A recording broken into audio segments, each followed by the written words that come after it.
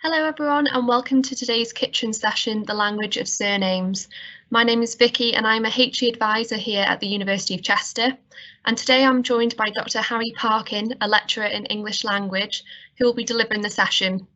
You'll see him shortly, along with Anna and Gavin, who are both helping behind the scenes today. I'll start by reassuring you that your video and audio are not shared at all during the course of this session. In terms of how today will work, I will shortly be handing over to Harry. And during the presentation, you'll be able to ask questions in the chat function on the right-hand side of the screen. You can ask questions anonymously if you wish. You just need to have tick the box to say that you wish to be anonymous. You can also like other questions that people may have asked and answer any questions that Harry may ask by responding in the chat function. Gavin will ask Harry your questions at the end of the session.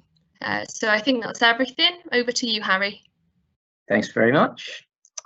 So I am, as has been said, Dr. Harry Parkin. I'm a lecturer in English language here at the University of Chester. And one of my main research interests is in surnames and what we can learn from them and how we can study them to learn a little bit more about the history of the English language. So that's something I'm going to introduce you all to today, and hopefully it'll kind of inspire you to look into your own surnames a little bit and try and find something out.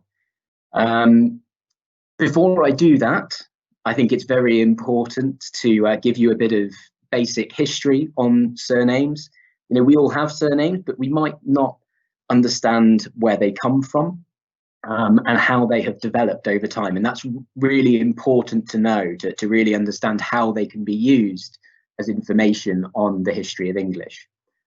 So we have four main types of English surname, but these were originally given as what we call descriptive non-hereditary bynames. So they actually meant something about the person that bore them. So if someone had the surname or the descriptive byname Hill, they would have actually been a person who lived on or near or at a hill at the time they had that name. So they very much tell us about life, about the things that were important to people or the places where they lived. And a lot of people had these descriptive names from about the 11th century to the 15th century. And then from about 1450 onwards, the vast majority of people would have had hereditary surnames instead, like we have today. So these descriptive bynames at one point were then kind of passed down the family line and they became hereditary. And they no longer kind of told us anything about the people that had those names.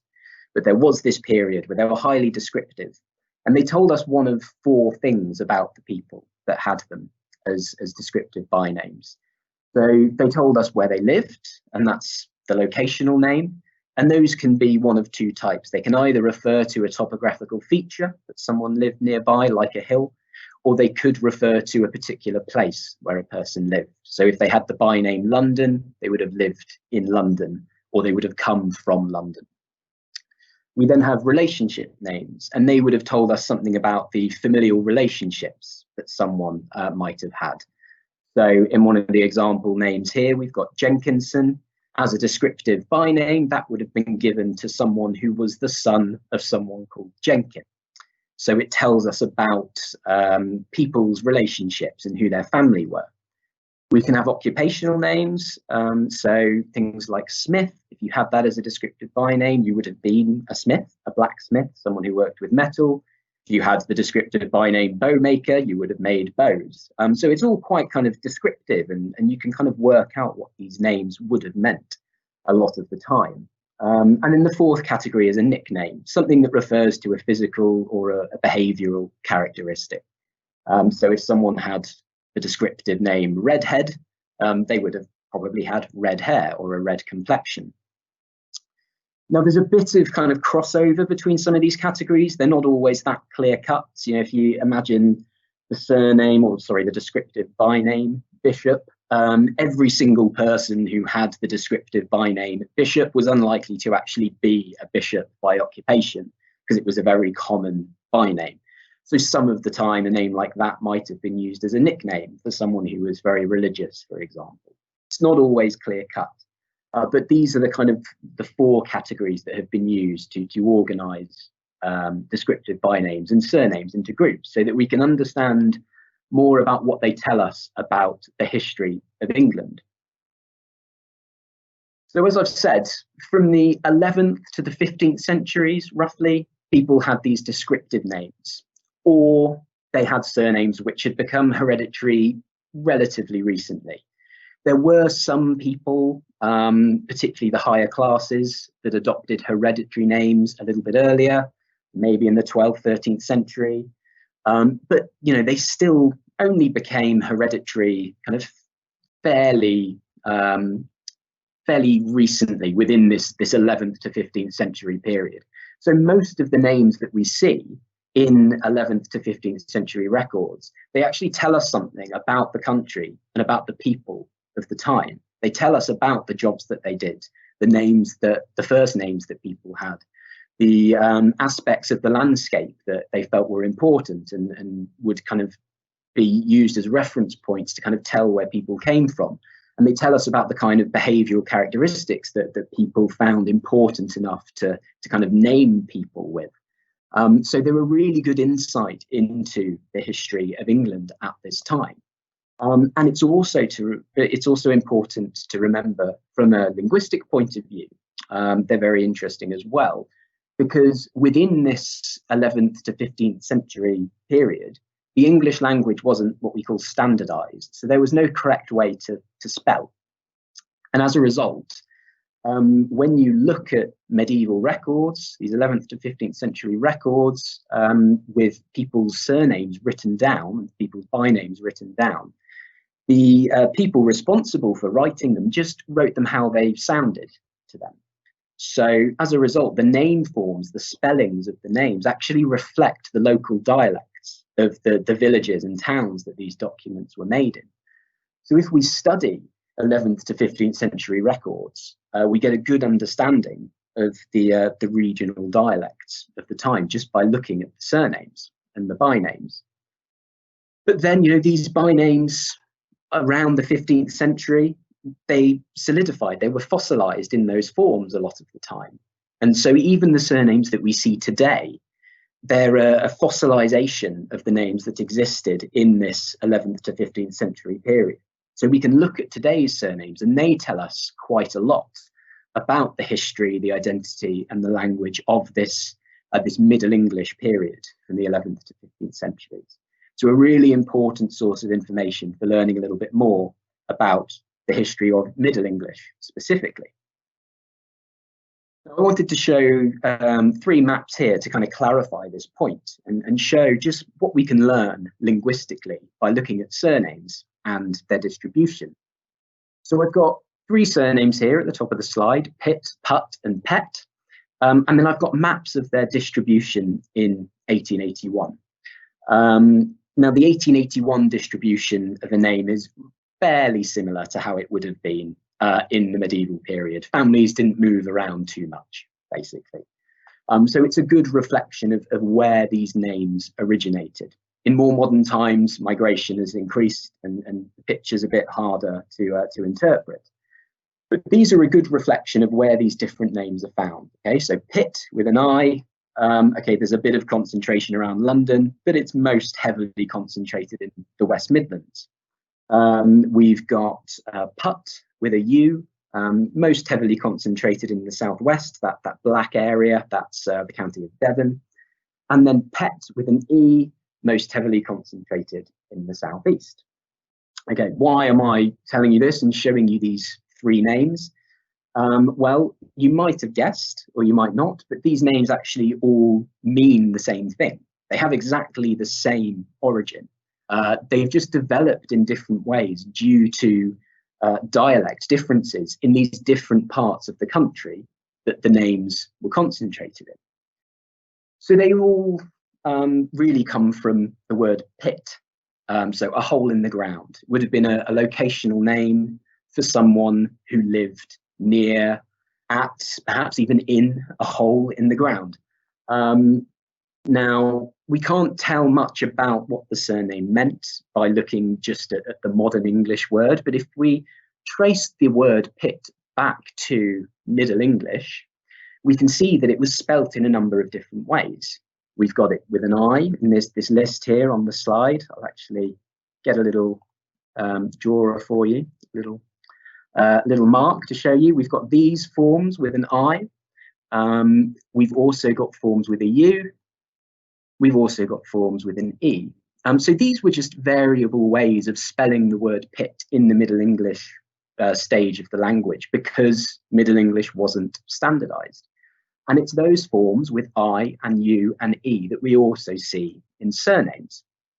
Why do we see so much variation? Well, that's because this word in Middle English is a development of an Old English word that we have here. Now, this vowel in this word, represented by the letter Y, that actually represents a sound, a vowel sound that we don't have in the English language anymore. It's what we call the high rounded front vowel. We have the high unrounded front vowel, which is E. And if you say that vowel E, but really round your lips, you get something like E. You might not recognize that as an English speaker. You find that vowel E in other languages today, like French, but we don't see it in English anymore. And that's because when the Old English period went into Middle English, that vowel, E, developed in different ways in different parts of the country. In the West Midlands, it developed to an I sound, which is why, if I go back to this slide, we see in the West Midlands the surname form with the I. In the Southwest, that E vowel developed to an which is why we see the name Put in the Southwest. It's just reflecting the dialect of the time. And that E sound developed to an in the Southeast, which is why we see the surname Pett found in the Southeast. And this just shows us that we can use surnames as another source of information for telling us about language change and also about dialect distribution. So if there are any kind of things that we don't know about dialect, well, it might be that actually all we need to look at are the surnames that are all around us and where they're found in different parts of the country. So they can be a really powerful source for finding out that little bit more about our linguistic history. Now, you might think, right, that's all well and good, but how do you actually know that that's what the surname means? It looks like the modern word pit, and we've looked at how in Middle English that had a number of different spellings, but how do you actually know that that's where this name came from? Couldn't it have come from somewhere else? And to kind of answer that question, where did this name actually come from, and what did it mean in the Middle English period? We have to take it back to the Middle English period. So we might be starting with a modern English name, but we have to trace it back through the centuries and find a link back to Middle English name forms. And then once we see this name in a Middle English, so an 11th to 15th century record, we can be pretty sure that it kind of reflects the language of the time, and we can then kind of translate it from Middle English. And it also helps that in Middle English forms, we often have a little bit more information that we can rely on. So those names I've just showed up at the bottom of the page there, you'll see they're not just kind of Thomas Pitt.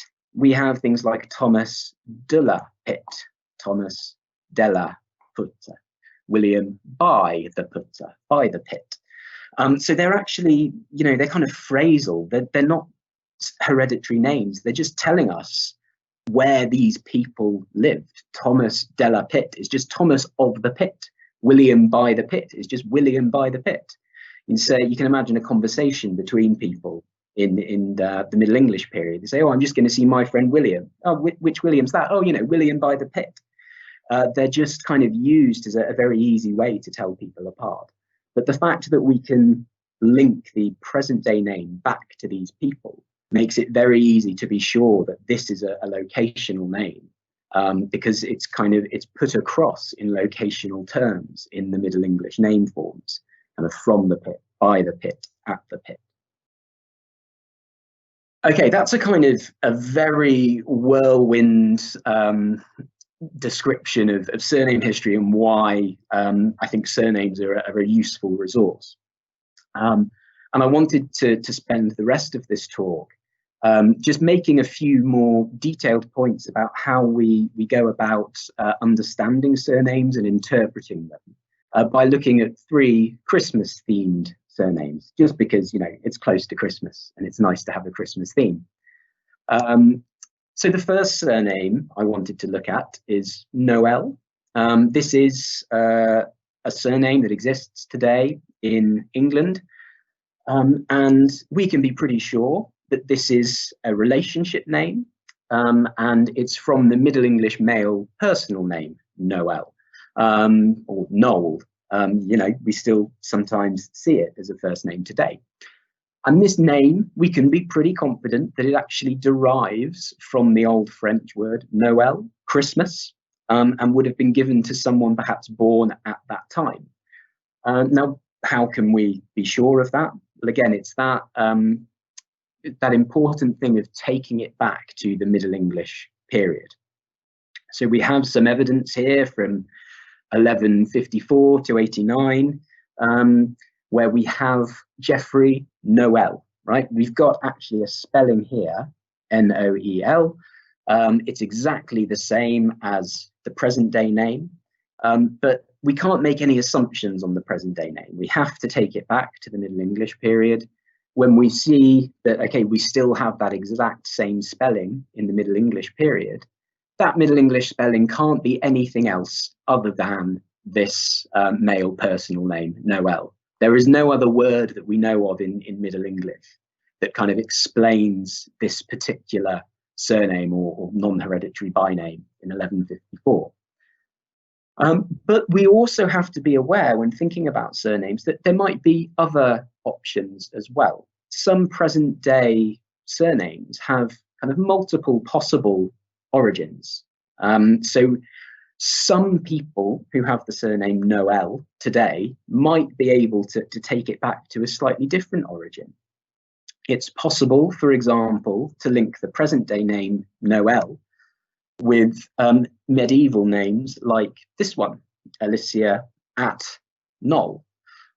So from what we discussed in relation to Pitt, you can hopefully work out that, okay, this one is potentially a locational name because we've got that word at in there.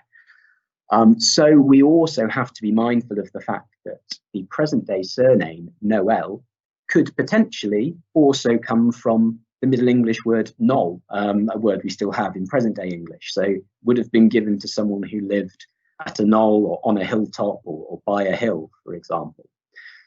So the point of this slide is to really just show that it's not necessarily as simple as saying, okay, I found a possible origin of my name or someone else's name.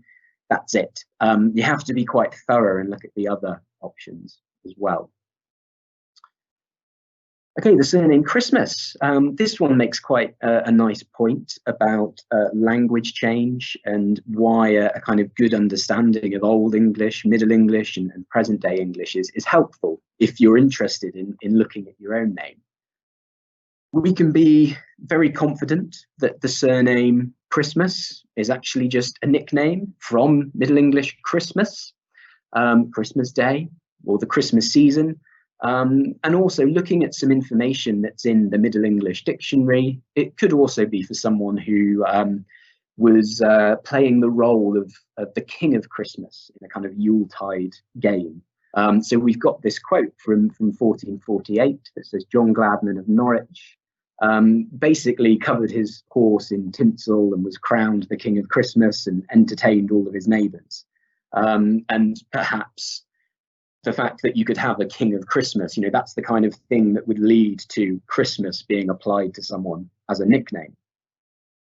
The reason we can be confident that this word Christmas is the origin of the name is that when we take it back to the Middle English period, we have these very clear name forms, Christa Massa and Christus Massa, basically Christ's Mass. It's a very clear reflection of the fact that this word Christmas actually means the Mass of Christ, right? Christ's liturgical celebration, Christ's Mass. And those two names there couldn't mean anything but Christmas. There's no other kind of Middle English word that they fit in with.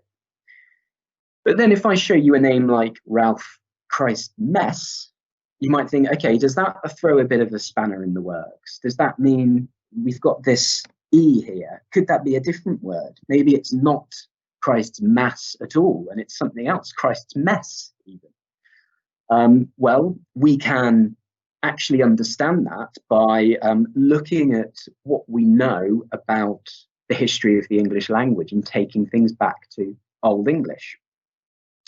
So the present day English word Mass for a liturgical celebration, if you take it back to Old English, it's typically spelt in this way, with this vowel here that might look a bit unfamiliar. Looks like an A and an E joined together, what we call the letter ash. And essentially, when that Old English word moves into the Middle English period, it is sometimes spelt with an A and sometimes spelt with an E.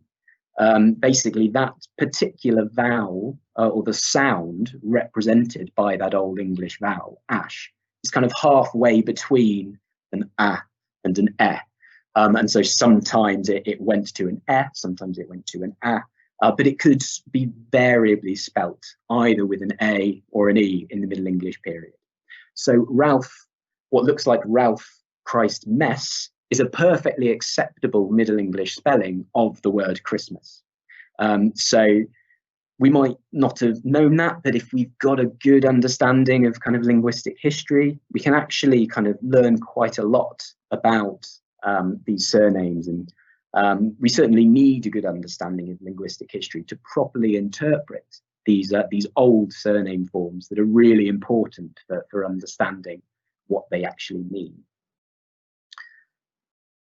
Finally then, the name sleigh. Unfortunately, this one doesn't mean sleigh, so it's kind of breaking with the Christmas theme a little bit, but it makes quite a nice important point about language change.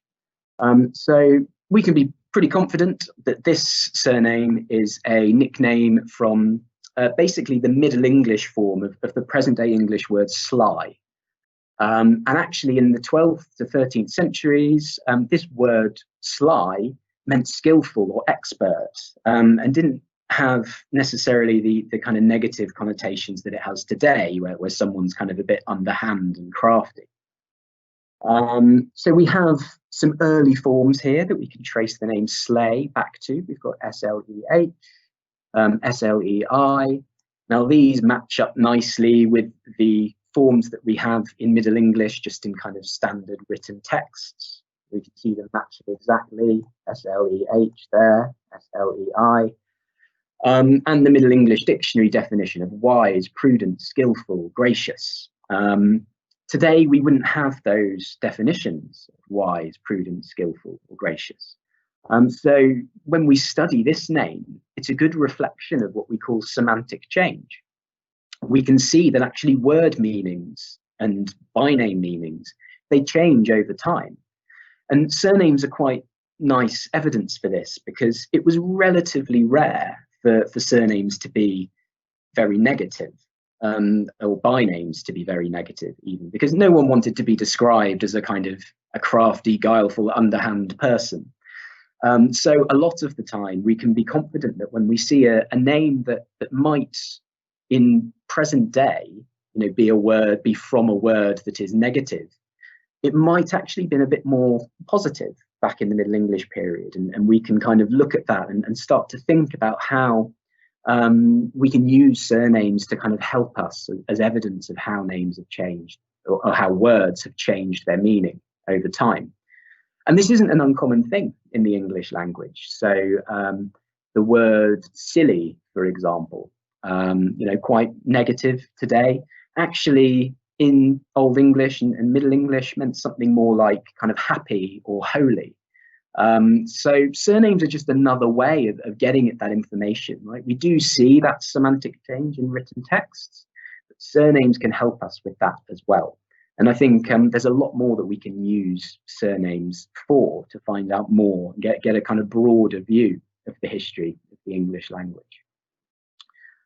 Why then can't this be from sleigh, a sledge, the kind of sleigh that Santa would use? Well, that's something we obviously have to investigate. You know, we can't look at the etymology based on a present day English form, but it is important to kind of check these things out. If you see a present day English form and think, okay, that looks like a word I know, let's see if that could be the origin of the name. We do need to investigate that.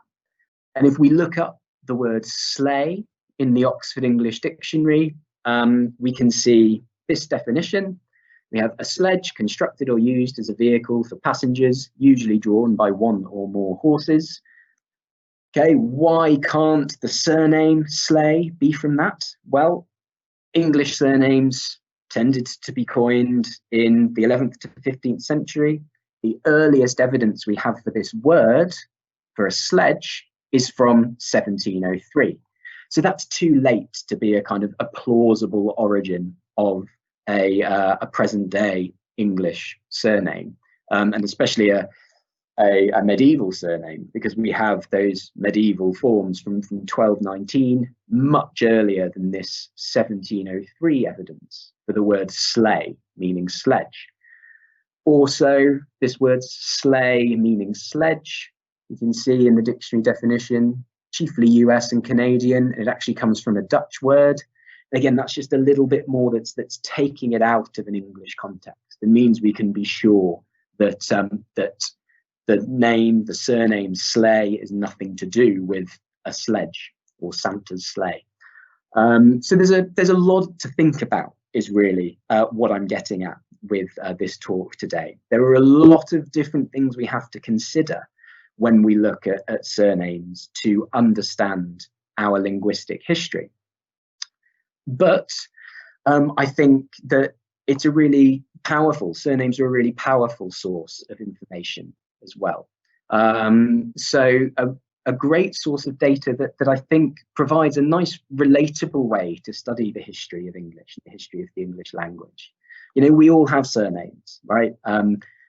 We can see them all around us, and we might not have realized that, you know, that's just as much a source of linguistic data as a poem or a newspaper article, right? It still tells us a lot about English. And I suppose the kind of broader point is that, you know, there's so much out there that you might not have considered as being good evidence and a good kind of data to study, to learn a little bit more about English. And certainly on our English language course here at the university, we do cover a kind of wide array of texts as part of our studies, anything from adverts to surnames, for example. Today, we've looked at phonology, thinking about the sounds of the sounds of language that we see in surnames when we looked at pit, pet, and put.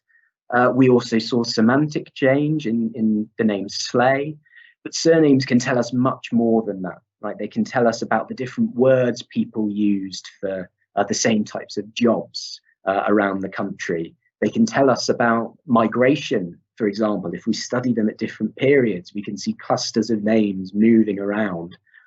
So they're a really good resource, not just for studying the English language, but for interdisciplinary study as well, thinking about history and social change.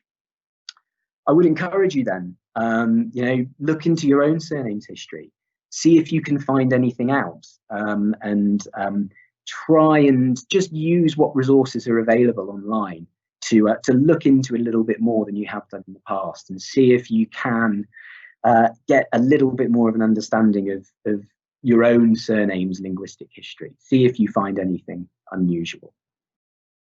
I think I'll leave it there. I hope you've been inspired to look at your own surnames, but if we have any questions, I'd be happy to answer them. Thanks for that, Harry. So really interesting stuff there. Got a few questions through. Firstly, I just want to touch on the fact that you mentioned before the 11th century in England, we didn't have surnames. Why was that, and how did they first start to come about? So it's quite a complicated picture, and there are some kind of competing ideas, but the main theory that's kind of quite widely agreed upon is that it all started with the Norman Conquest, basically. So before the Normans arrived in 1066, we had a different pool of first names in England. So we had a lot of Anglo-Saxon first names that were quite varied. Your names like Ethelred, Ethelfrith, Ethelbert, etc. And you had a large number of names to choose from. And that meant that you didn't really need surnames because almost everyone in a village had a different first name. When the Normans came, they had a reduced stock of first names. They brought the names with them that we often see as kind of quite common English first names. Names like John, William, Michael, Richard, Robert. And you can actually look at Norman records from 11th to 15th century and see, you know, a third to even 50% in some cases of the people in those records are named John.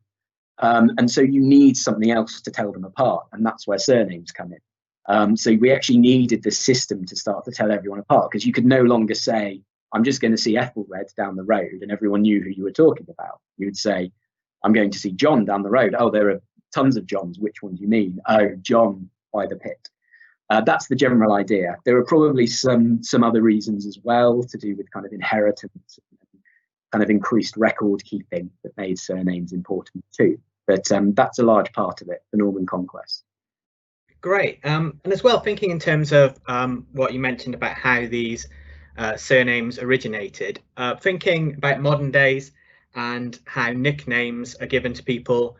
Nicknames aren't always perhaps the most flattering things. Maybe people themselves might not like a surname that's given to them. So I'm just wondering how much input the individuals themselves had on the surnames that they took on. For example, if there was a surname everyone in the local village or town referred to them as, but it wasn't something they liked themselves, would that be likely to stick, or would it be likely to change? Yeah, it's a very good question, and it's very hard to know because we rarely get the kind of evidence in records that, first of all, tells us exactly why a particular surname was applied, or exactly why a particular person wants to go by a different name. Certainly in medieval records, we see some pretty rude surnames, you know, things that you wouldn't really want to say out loud today. And I think in those cases, it's pretty clear that they are from, you know, they're given to people, they're applied to people, maybe even behind their back in some circumstances, you know, just to wildly speculate. But you can imagine a kind of a tax collecting clerk saying, oh, I've just had money from this guy. What was his surname? Oh, yeah, he's the one who's always doing stupid stuff. And you know, he gets given a rude surname in that way. But certainly when we compare the medieval period with the present day, we had many more negative nicknames in the Middle English period as opposed to the present day. So it would suggest from that even if people felt, you know, and were aware that they had been, had a negative nickname bestowed upon them, I think when hereditary surnames started to become a lot more common and they were aware that they were going to be passed down the line, they would quite quickly change their name and choose a different, more positive hereditary surname to pass down. And that's something, you know, to some extent we still see, not necessarily to remove a negative name, but people do still change their surnames all the time in quite creative ways. I think Chris O'Dowd and Dawn Porter got married and kind of just created a new surname from scratch and gave themselves the surname O'Porter. So things would have changed. People would have changed their own names in the Middle English period, as they still do today to a certain extent. Yeah, I know a couple of friends who did exactly the same as that example you gave. When they got married, sort of mashed their surnames together to make a brand new surname. So it's quite interesting how it's still evolving and still changing even to this day. Quite a few questions in the chat here as well. Someone's asking, when people were first being given surnames, were they associated with class? Is that something that was quite common? Very much so, yeah. First of all, we see a class distinction in the types of names. So those, if you think back to those four main categories, the higher classes on the whole, first of all, tended to be the first ones to adopt hereditary names, because it was important for land inheritance to kind of pass the property down the family line. And because of that, we see the higher classes having a much higher proportion of locational names than any other class, because they used the name of the land that they owned for their surname. So that, as I say, they can pass that land down. So we see more locational names in higher classes, tend to see more nicknames in some of the lower classes, but it's also geographical as well. You know, we see more locative names, slightly more locative names in the south of the country than in the north, perhaps because, you know, the Normans arrived in the south and pushed slowly further north, and so they had kind of more influence on the south of the country. And because the Normans were typically the wealthy ones and had those locative names kind of stayed a bit more common in the south than the north.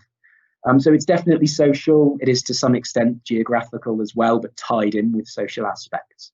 There are lots of interesting things going on with kind of the different proportions of names at different periods for different groups of people. And I think there's a lot more to find out about it as well. Great stuff. Yeah, that sort of ties into another question someone's asked when you touch on all these different names for different groups. Someone's asked, why is it that some surnames are a lot more common than others? Also a very good question, and one that we're not 100% sure about, but there is an idea that I think makes quite a lot of sense that I'll discuss in terms of the surname Smith, which is the most frequent English surname in England. So if you imagine a situation where in every village you have one person responsible for the smithing, near enough. So one blacksmith. So they're the one person in the village that in medieval period with a medieval by name is called Smith. Then when hereditary names start to become the norm,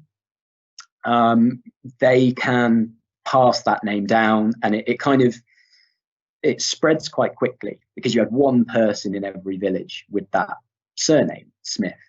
But then there are other names that in the medieval period, in the Middle English period, might have been a lot more common than Smith, right? If you go to a sheep farming area, you might have had loads of people with the surname, with the by name Shepherd, because there were loads of shepherds. But that doesn't really serve its purpose, because then you can't tell people apart, right? If too many people are known by the by name Shepherd, it doesn't help for distinguishing between them, because you'll still have loads of people called John Shepherd, basically. So those people would realise that their by name doesn't serve its purpose and change it by the time that hereditary surnames come into force, and then Shepherd becomes that little bit less common than Smith. But because, you know, Smith had this perfect balance of being about one in every village, it served its purpose well, but it was still very common and it proliferated quite quickly. But then, you know, you also have things that we can't really explain. I'm sure there will have been kind of other jobs that one person in every village did that, didn't stick quite so much as Smith.